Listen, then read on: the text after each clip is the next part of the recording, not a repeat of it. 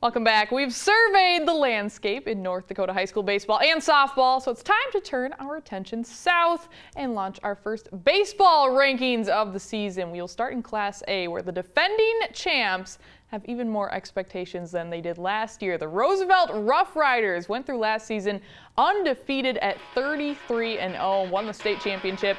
Their main strength is experience and excellent depth. Every one of their 17 varsity players can produce a relatively easy decision at number one. Number two is Pierre. This team went 18-2 last year and made the state tournament. And then their Legion team, which is nearly identical to their spring team, went on to win the championship last summer. Number three is Mitchell, who returns 12 letter winners from last year's team that went 20-8. In that number four spot is Sioux Falls, Washington, and rounding out the top five is Watertown. So let's hear from the top team's head coach, Joel Sage. So we want to just really focus on competing and giving it everything we have, every single pitch, every single inning, every single game, and not get too far ahead of ourselves. I mean, last year was last year.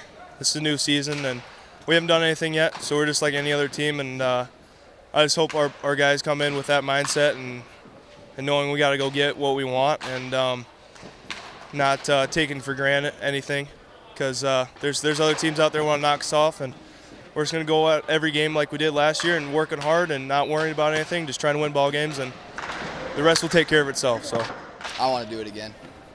I want to hold the trophy my senior year, do it all over again.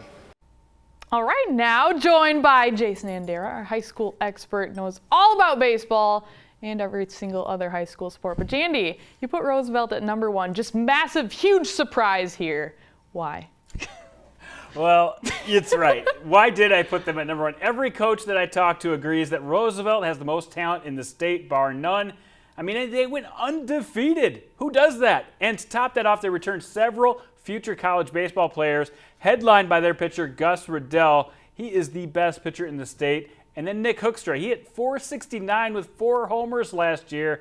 These guys can absolutely mash the baseball, and they have the luxury of having plenty more mashers throughout their lineup. I mean, there's Reeds Raggets, Carter Aids, Carlos Caro, Austin Portner. I mean, I could name just about every player on their roster. They are loaded, and they know that everyone will be coming for them to give them their best effort. That's a lot to ask. The biggest storyline in the state will be watching these riders each and every game to see if they can continue to win. They have 13 seniors, just 4 juniors. They all can play, so I think getting everybody at bats might be the hardest part of keeping this team on a roll. But as much talk as Roosevelt gets this year, as the top team, I think the Governors of Pierre are getting a ton of respect. A near consensus number 2 team in the state. A lot of that has to do with their strong pitching staff, headed by Peyton Zabel right there, and Garrett Stout as well, and a lot of pitchers on the back end as well. Steve Gray earlier this week talked to us about what the Govs bring to the table this season.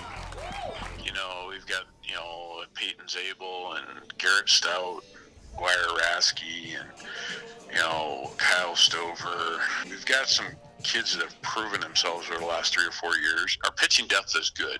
I mean, our biggest thing is we're replacing, we got to replace everything up the middle.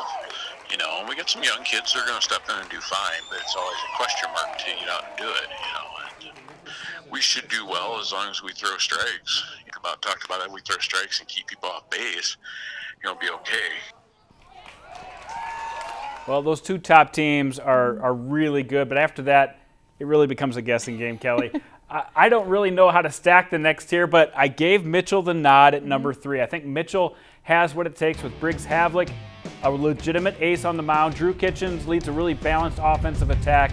The Colonels have been one of the most solid teams over the past several seasons under their head coach, Luke Norton. I think the strength of this pitching makes them a contender once again. Number 4, another tough decision. I think Washington has the star power to lead this team this season.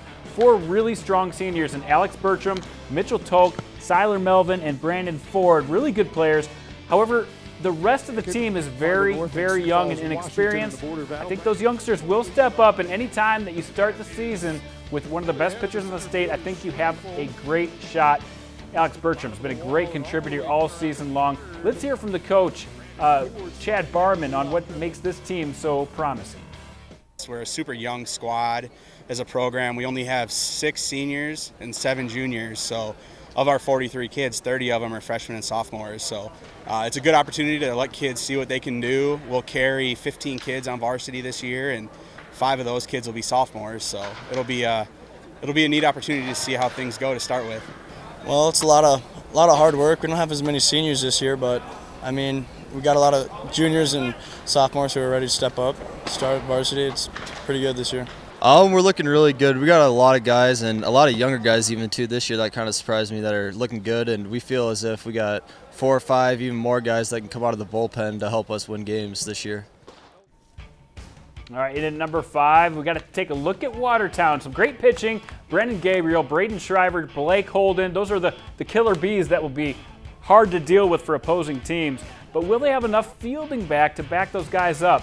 That's one of the big questions for Coach Matt Paulson. They did make a nice run in the playoffs, knocked off Brookings to make it to the state tournament, and just got nipped by Brandon Valley in the end. But I think they'll pick up right where they left off last year. Let me tell you, this list is not going to be a stagnant one this year. I fully expect teams like Harrisburg, Brandon Valley, Brookings, Lincoln, even O'Gorman to make a dent in this list throughout the season, so stay tuned for this top 5 this year. I mean, it's a good problem to have, though. It is a you good have problem to so have. many teams that it's hard to rank them. But you mentioned some of the top players in the state, obviously, on the top teams. But what are some other guys that people should be aware of? Yeah, I think there's plenty of great players in Class A, including some of these guys like Dylan Janik of Harrisburg, a great pitcher. He comes to mind, a real craftsman pitcher.